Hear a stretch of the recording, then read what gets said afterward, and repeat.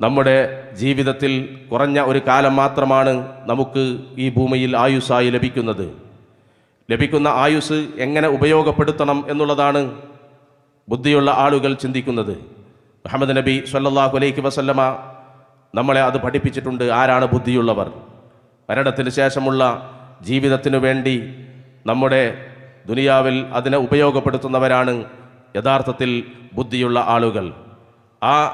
നമ്മൾ വിചാരിക്കാത്ത, നമ്മൾ ആഗ്രഹിക്കാത്ത സമയത്ത് മരണം നമ്മളെ തേടിയെത്തുന്നതിൻ്റെ മുമ്പ് തിരിച്ച് പോകുന്ന യാത്രയിലേക്ക് കൊണ്ടുപോകാനുള്ള വിഭവങ്ങൾ ഒരുക്കുന്നതിന് വേണ്ടിയാണ് നമ്മൾ ഓരോരുത്തരും ഒരുങ്ങിയിരിക്കേണ്ടത്. മതവിജ്ഞാനം നേടുക എന്നുള്ളത് നമ്മുടെ ജീവിതത്തിൽ ഏറ്റവും അനിവാര്യമാണ്. ആ വിജ്ഞാനം നേടുന്നതിനുള്ള യാത്രകൾ പോലും സ്വർഗത്തിലേക്കുള്ള യാത്രയാണെന്ന് നബി സല്ലല്ലാഹു അലൈഹി വസല്ലമ നമ്മളെ പഠിപ്പിച്ചിട്ടുണ്ട്.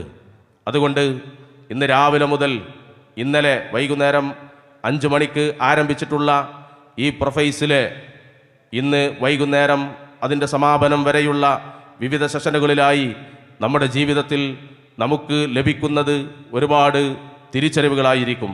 അറിവ് നേടാത്തവർ നമുക്കൊക്കെ അറിയാം.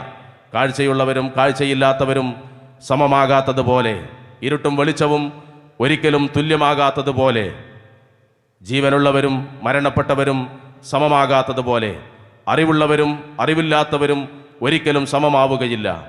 ഖുൽ ഹൽ യസ്തവിൽ ലദീന യഅലമൂന വല്ലദീന ലാ യഅലമൂൻ. അറിവുള്ളവരും അറിവില്ലാത്തവരും സമമാകുമോ എന്ന പരിശുദ്ധ ഖുർആന്റെ ചോദ്യം, അറിവുള്ളവർക്ക്, അവർ വിജ്ഞാനം നേടുന്നവർ, അവരുടെ ജീവിതത്തിൽ അതൊരു വെളിച്ചമാണ്.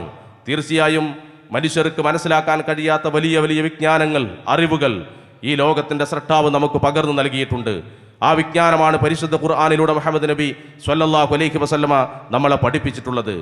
ആ വിജ്ഞാനം നേടുമ്പോൾ അത് നമ്മുടെ ജീവിതത്തിൽ നമുക്ക് വലിയ വെളിച്ചങ്ങൾ നൽകും. മരണത്തിൻ്റെ അപ്പുറം നീണ്ടു നിൽക്കുന്ന ജീവിതത്തിലുള്ള സുരക്ഷിതത്വത്തിന് വേണ്ടി നമ്മൾ വിജ്ഞാനം നേടുക എന്നുള്ളത് നമ്മുടെ ജീവിതത്തിൽ അനിവാര്യമാണ്.